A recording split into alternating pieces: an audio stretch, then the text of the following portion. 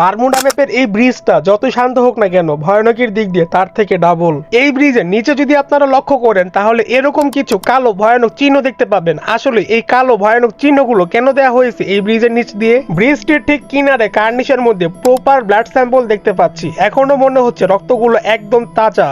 তাহলে কি রাত গভীর হওয়ার সাথে সাথে এই ব্রিজটিও ভয়ানক হয়ে ওঠে?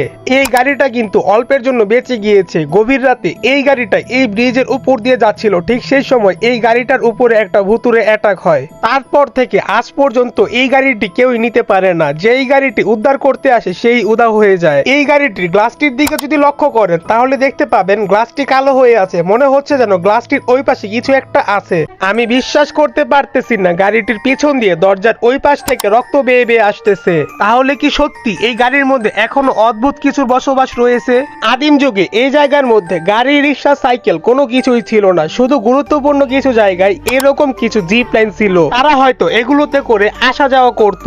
ব্রিজটির শেষের দিকে একটি টানেল দেখতে পাই। টানেলটিকে কিন্তু খুবই সিকিউর ভাবে কন্টেনার দিয়ে আটকে রাখা হয়েছে। হয়তোবা এখানে ভয়ানক কোনো ভূত অথবা কোনো ডাইনিকে আটকে রাখা হয়েছে। যদি আসলেই এরকম কিছু হয়ে থাকে তাহলে সে কি ভেতরে এখনো জীবিত অবস্থায় আছে নাকি মরে মাটির সাথে ধুলোসাৎ হয়ে গিয়েছে?